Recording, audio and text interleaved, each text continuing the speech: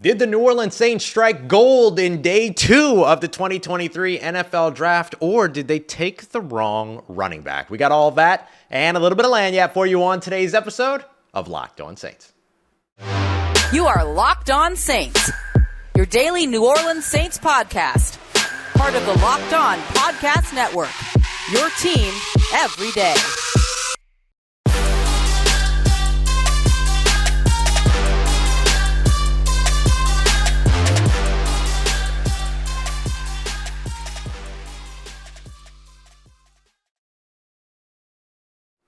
What is good, Who Dat Nation and Who Dat family? Welcome into another episode of Locked On Saints, your daily podcast covering your favorite team, the New Orleans Saints, part of the Locked On Podcast Network, your team every day. Don't forget, you can subscribe and follow for free on YouTube, wherever you get your podcasts. And of course, we appreciate you so much for making Locked On Saints your first listen of the day, every day. You don't forget, of course, I am also, as always, your host, Ross Jackson, at Ross Jackson Nola on Twitter, your New Orleans Saints expert, credential member of the media. You can find me over at Saints News Network, Sports Illustrated's Fan Nation website, covering the New Orleans Saints, senior writer and reporter there. You can find me every Tuesday on Locked On NFL, and here with you every single Monday through Friday on Locked On Saints. For all you everydayers out there tuning in to the show, it is 5:30 midnight, and we're already rocking in the live chat for the live reaction to the Day 2 selections for the New Orleans Saints. And this live episode of Locked On Saints brought to you by friends over at Ultimate Pro Football GM. You ever dreamt of becoming an NFL GM or running your own football franchise? Well, you can do that now by heading over to ultimate-gm.com today or searching Ultimate Pro Football GM in your app store. Don't forget that you can also use the promo code Locked On to get a 100% free boost to your franchise. Tell you a little bit more about them later on, but first on today's episode, what I want to go do is kind of walk through day 2, look ahead to day 3, all of that. We'll start off with, or we'll get to eventually whether or not the Saints are going to move up in day 3, because they did not move up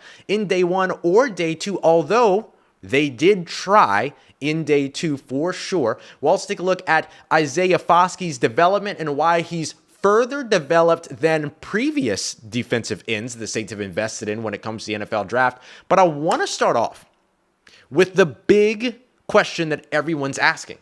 Did the New Orleans Saints take the right running back at 71? Now, I know that pick 71 comes after pick 40. So, Ross, why aren't you starting with Tyjae Foskey and the conversation around him as the 40th overall selection? Because the big conversation is what I'm here to bring you. And I know what the big conversation is. I see you. I see you like that. Why did the New Orleans Saints choose Kendre over Tyjae? Of course, the New Orleans Saints drafting at pick 71, a stick and pick where I thought they might trade up.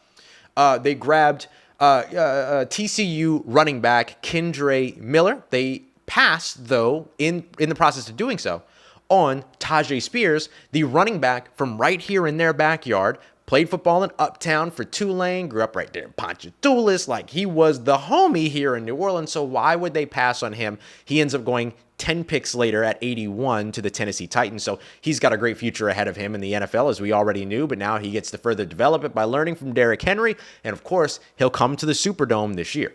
So here is my thought on why the New Orleans Saints chose Kendre Miller, even though Tyjae Spears was on the board.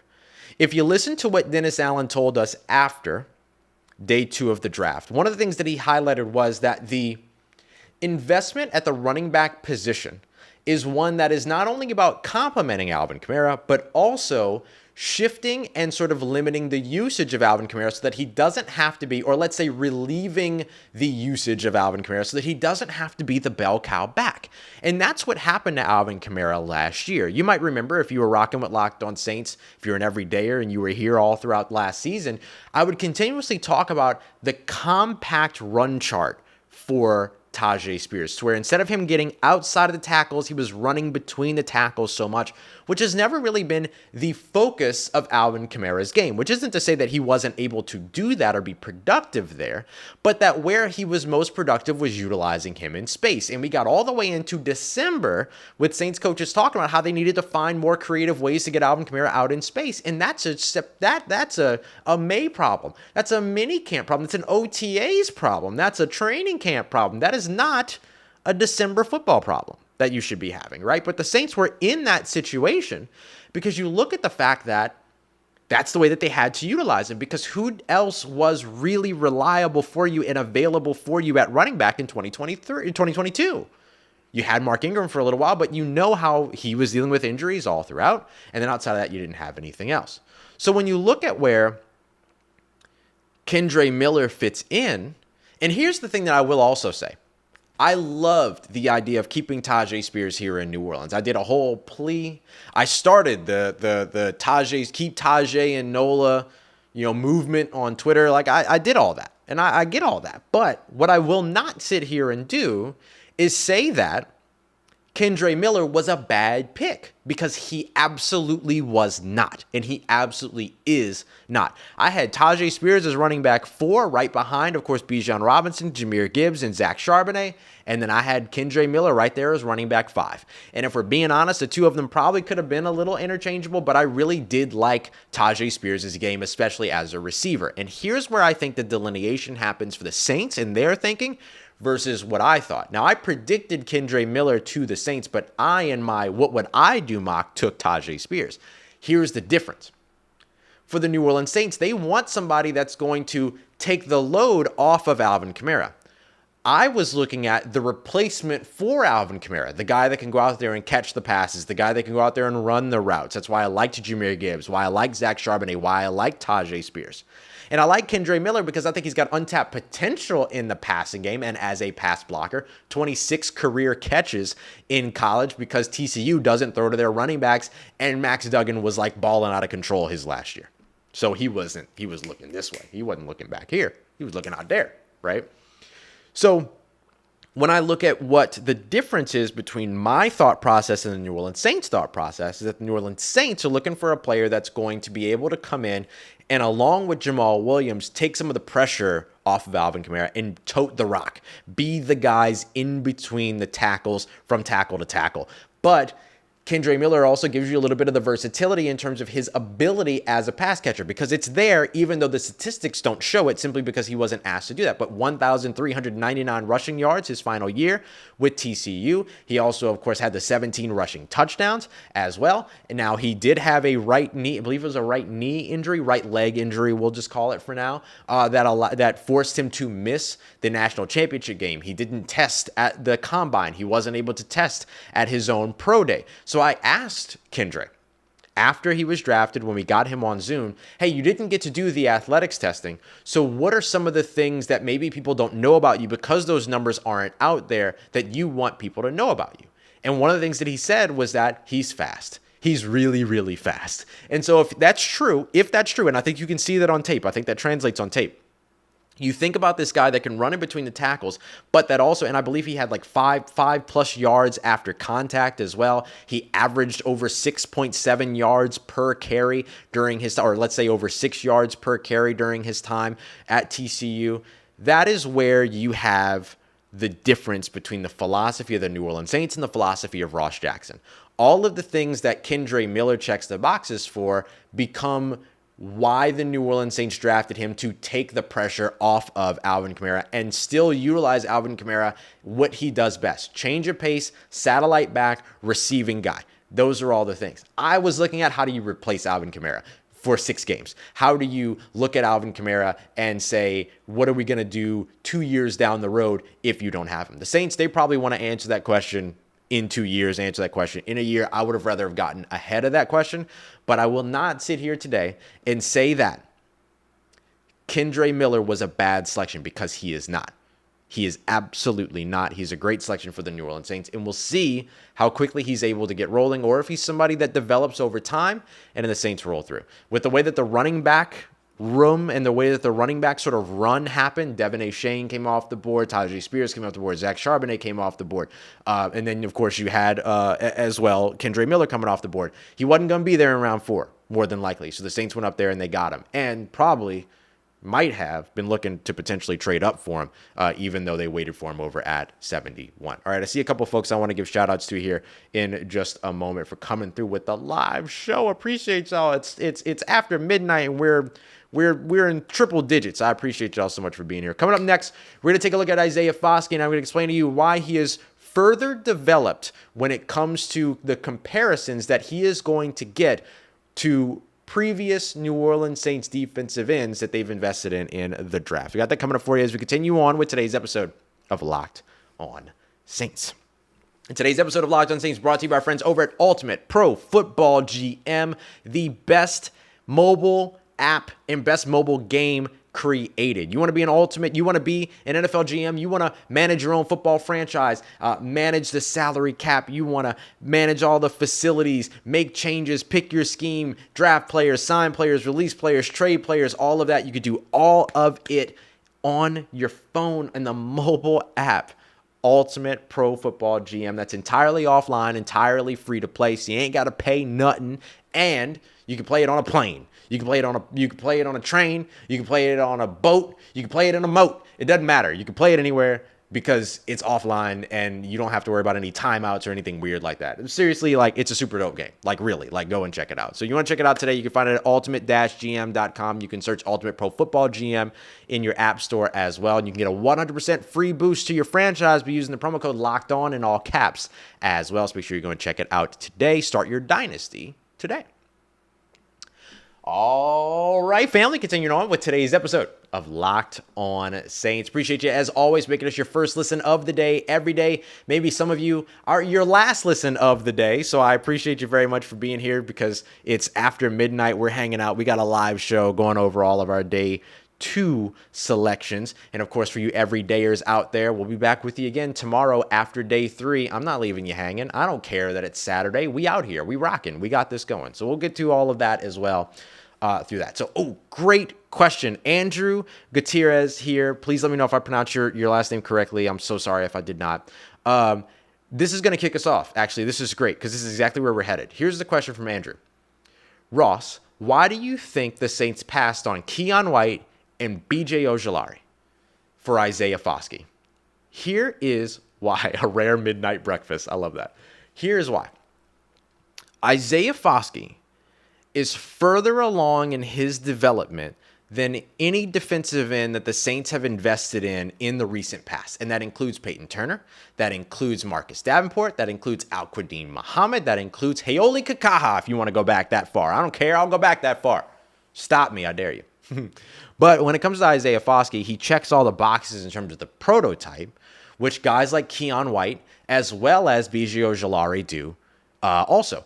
The difference, though, is how far along and developed Tyjae Foskey is. I'm going to tell you right now, like, out of those 3, Tyjae Foskey, B.J. Ojulari, interchangeable for me. You notice B.J. Ojulari went off the board right after the Saints took Tyjae Foskey. Keion White eventually as well. But for me, Keion White is somebody that is far more underdeveloped, right? Far more underdeveloped, has a lot that he has to continue to build on, coming from a small program, all that. You've got blue chip talent in Tyjae Foskey, or blue chip program that bred Tyjae Foskey, Notre Dame, blue chip program that bred LSU Tiger, B.J. Ojulari. So I put both of them there. But here's the other piece for me that factors in when it comes to Tyjae Foskey. The guy was a team captain. Remember, on-field production, athletics testing, interviews, makeup, character. Those are the other things that the New Orleans Saints hold as pinnacle criterion when it comes to the players that they draft and the players that they invest in for their locker room, for their team, for their roster, all of those other things. And so for me, and I agree with James Conner here, I love that the Saints stayed away from the small school, I'm going to borrow the phrase, from the raw small school talent. Trademark James Conner. I agree with that. And I love that the Saints instead went to proven programs that they have shown to trust. They go out there and not only did they just get somebody from a proven program, y'all, they got the guy who is the all-time career sack leader. You dang right, I'm still up, Danny. We out here rocking. They got the guy who's the all-time career sack leader from that proven program that has existed for more years than I have probably ever sat down and counted in one sitting, right?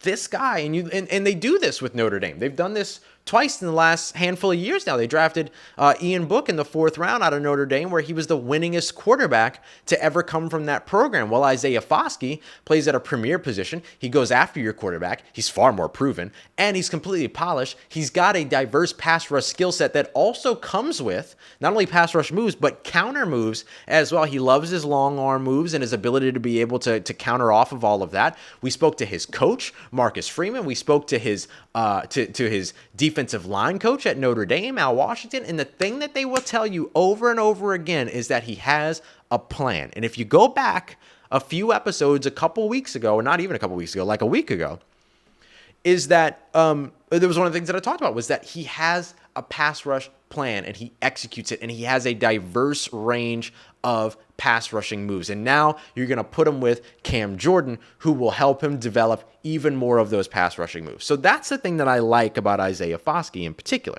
And if you think about the comparisons that you're going to get, of course, Kenneth, you think about the comparisons that he's going to get, and Marcus Davenport's absolutely one of them. Let's break down why. Because it's not unwarranted, particularly. I'm going to try to do something on the fly here. And I'm going to try to share something with y'all. And I'm sure this is going to go terribly. But it's okay. For those of you listening on audio after the fact, this is going to be just fine for you because it won't matter. But I'm going to see if I can do this so that I can show you something. The comparison, for those of you that are here live with me, the comparison when it comes to Isaiah Foskey and Marcus Davenport is absolutely wild. Bear with me. I don't know where this is going to show up. Okay, cool. That we can work with this. So this is the RAS score for both Isaiah Foskey and Marcus Davenport compared to one another. And I want to give a shout out to my friend Jeff Duncan, who I think was the first person to really post this up on Twitter not too long ago. Look at these numbers. And let me read you these numbers. 9.61 RAS score for Isaiah Foskey, 9.65 for Marcus Davenport. Isaiah Foskey comes in at 6'5". Marcus Davenport comes in at 6'5".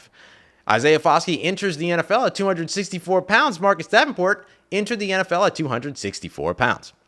Bench reps, 22, 40-yard dash, 4.58, 4.58. Splits, nearly identical. Vertical leap, Isaiah Foskey has Marcus Davenport beat by a half an inch, 34 versus 33 and a half. Broad jump, 10'5", broad jump, 10'4". Shuttle 4.41, shuttle 4.41. 3-cone 7.28, 3-cone 7.2. Marcus Davenport and Isaiah Foskey are incredibly similar to one another in terms of their athletic testing, their build, their mold, their stature, those things. But the difference between the two of these players is grammar. The difference between these two players is the pass rushing plan, the pass rushing moves, the development that's already there. And one of the other things that I want to point out, Isaiah Foskey, 6 fumbles forced back in 2021. Contact fumbles, going after the ball, the mentality of I'm not just going to make a tackle, I'm going to make a play. I'm going to change possession. That is something that the New Orleans Saints have preached over and over and over again. Something that Cam Jordan has said that he wants that defensive line and the defense as a whole to get better at. Pete Werner, the top-down punches, all the things that he does so incredibly well. By the way, also coached by a guy, Al Washington, who coached Isaiah Foskey. You look at where Isaiah Foskey is as a pass rusher. You consider, too, where he is as a pretty polished run stopper. Maybe can take a couple of steps there, but in terms of, leverage and counter moves and eye discipline and all those things, he's got it. So am I going to sit here and tell you that Isaiah Foskey is the perfect prospect? No, of course not. There's no such thing as the perfect prospect. But will I tell you that Isaiah Foskey is somebody who I told you before was a possibility at 40, and it makes perfect sense that he went to the New Orleans Saints at 40? Yes, 100% I'll keep telling you that. More so the latter part. And the other thing that I'll mention too, Isaiah Foskey had a wonderful time visiting with the New Orleans Saints head coaches when they went and visited him during his pro day, and knew and told us right away that he was telling everybody around him, and I've spoken to some people to confirm this, he was talking to everybody around him saying, I want to go to the New Orleans Saints. He was manifesting it. He was putting it out there. And you know what? He went out there and he became a New Orleans Saint. So I'll take that story as well, because that is pretty dope. So what's next for the New Orleans Saints? They addressed running back. They addressed defensive tackle on Thursday. They addressed running back and edge rusher on Friday. What about Saturday? 115. They got a pick in the 4th round. They got 2 picks in the 5th. They got 2 picks in the 7th. What's up next? We'll look at some of the positions that they can address and why they should be both active and aggressive when it comes to pursuing them. We got all that coming up for you as we continue on with today's episode of Locked On Saints, part of the Locked On Podcast Network, your team every day. In today's episode, brought to you by our friends over at Built Bar, the best tasting protein bar on the market, hands down. Bar none. Built Bar. There's something in there. There are some bars in there somewhere. Somebody else write it so that I don't have to.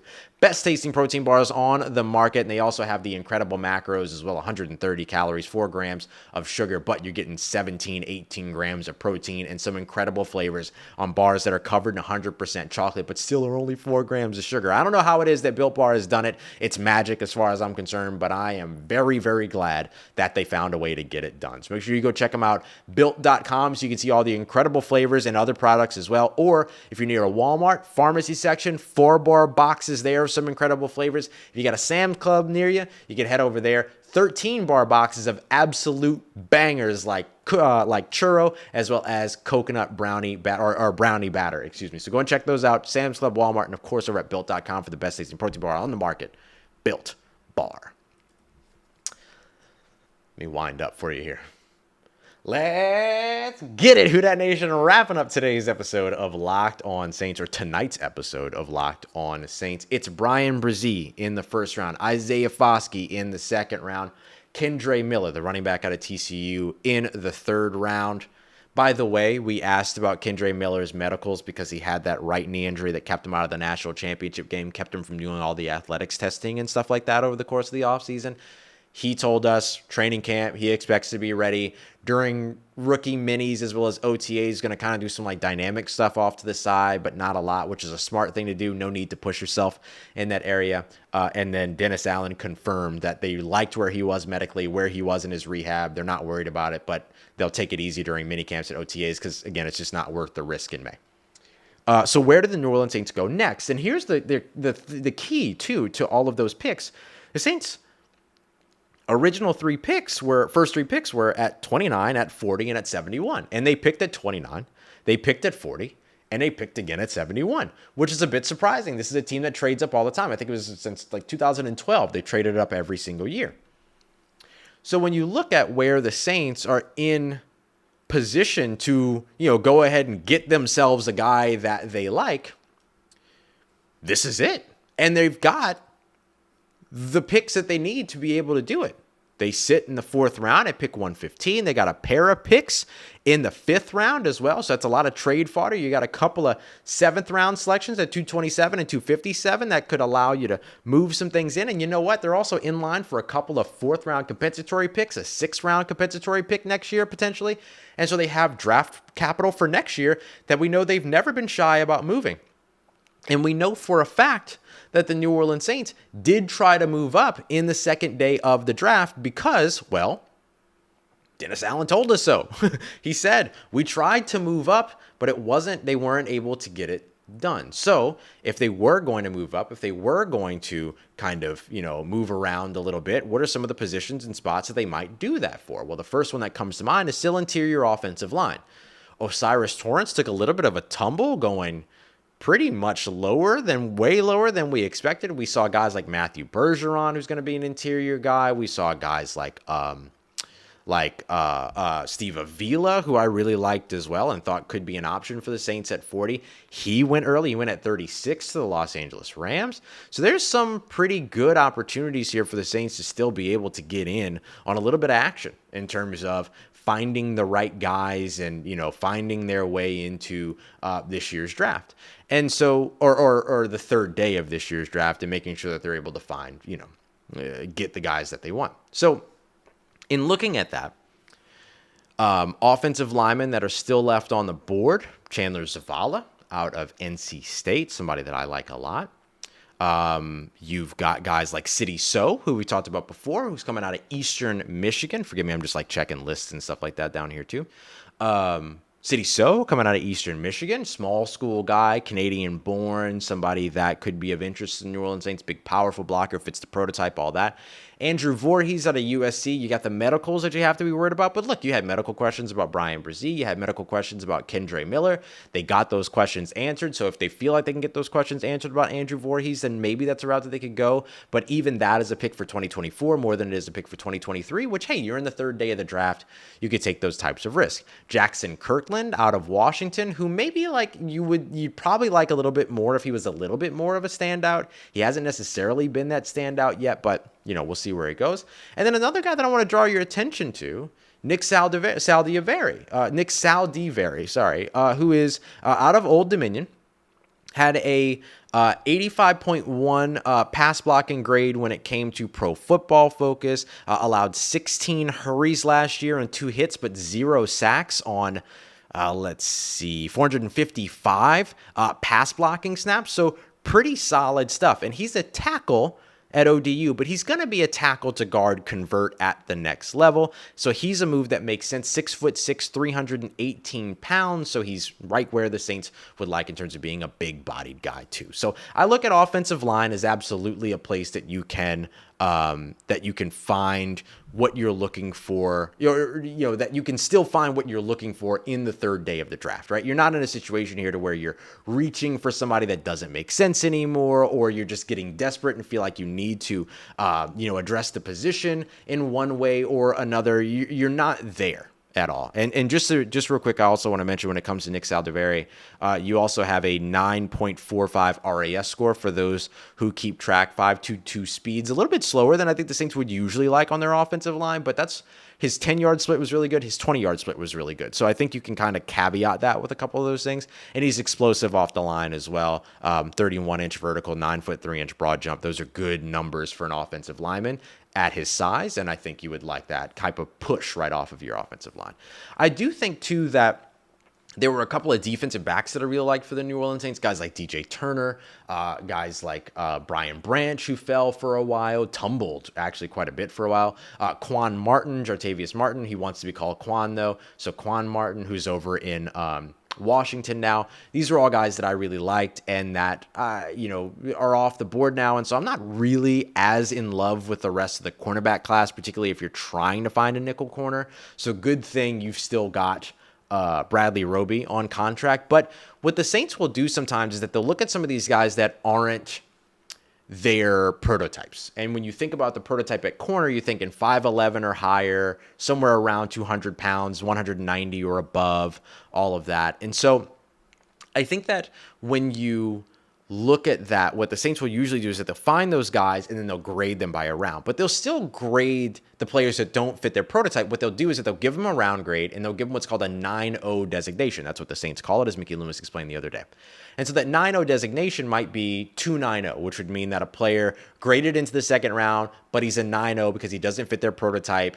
And so they wouldn't, while they're a second round talent, they wouldn't value them with a second round pick because it doesn't fit their scheme.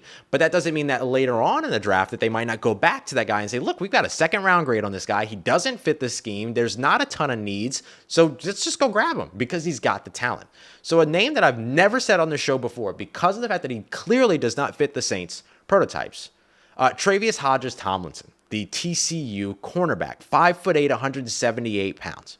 This has been a draft of outliers. Look at how early Emmanuel Forbes went, Nolan Smith, how early Will McDonald went, how early Bryce Young went, 1 overall, all of that. This has been a draft of outliers.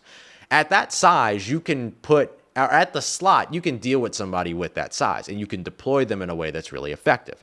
Now that Marte Mapu's off the board, now that Quan Martin's off the board, this would be the guy that I would say, you know what? He's going to get pigeonholed as a slot guy, but that's okay. And you can go out and you can make that move knowing that you have everything else kind of covered and taken care of. So I wouldn't be surprised to see them maybe try to invest in corner, maybe try to invest in a safety that they can move down into the slot or that can play, in a bunch of different places for you, or maybe like a Jason Taylor out of Oklahoma State. There's a lot of different ways that the Saints can go. So will the Saints move up in day 3? I do think it's likely. Because at this point now, you're like, oh, Keitrell Clark, thank you so much. Yes, Keitrell Clark, thank you, Eric Samples. Keitrell Clark out of Louisville would be great in the slot as well. So, the Saints are in a good position here to look at a linebacker, to look at an offensive guard, to look at a corner that can operate in the slot, or a safety that can operate in the slot. Maybe even look at some depth at tackle if you wanted to. They're in a good position. They have 5 picks here in day 3 and a ton of future draft capital. So I do expect the Saints to move up, move around, all that. I think it'd be a little bit more of a bump up than a jump up, as we've discussed before. But not having, they've got 1 in the 4th, 2 in the 5th, none in the 6th, 2 in the 7th. So we'll see how it is that they go through all of that. So that's what I would expect to see going into, the rest of the draft here in day 3. After day 3, I'm going to come home, I'm going to get comfy, and then we're going to jump in and we're going to do another live stream. So make sure you're here for all the everydayers. Subscribe to the Locked On Saints podcast on YouTube, as well as, of course, on audio, wherever you catch it, so that you never miss an episode. So I'll be right back with you tomorrow for all the everydayers out there. Thank you so much. Sound off. Make sure I see you. Let me know that you're checking in every day. But I appreciate y'all so much for making Locked On Saints a part of your day, a part of your routine, for coming through for live streams at 1 o'clock in the morning. This is incredible. What an incredible community. So thank you so much, everybody. I appreciate y'all so much, making me a part of your day, part of your routine, for saying yes to me and the show. If you see me, as always, say hi. Don't forget, if you're going to be at the Crawfish Cook-Off on Saturday at the Saints facility, I'll be at the Saints facility. So hit me up so I can come out and say hi. Appreciate y'all as always. And of course, if you need anything else around your New Orleans Saints in between these episodes, make sure you follow me on Twitter at Ross Jackson, NOLA. Hit me up. Let me know how the family's doing. Let me know how you living. Let me know how you momming them. And trust you, that nation. I'll holla at you.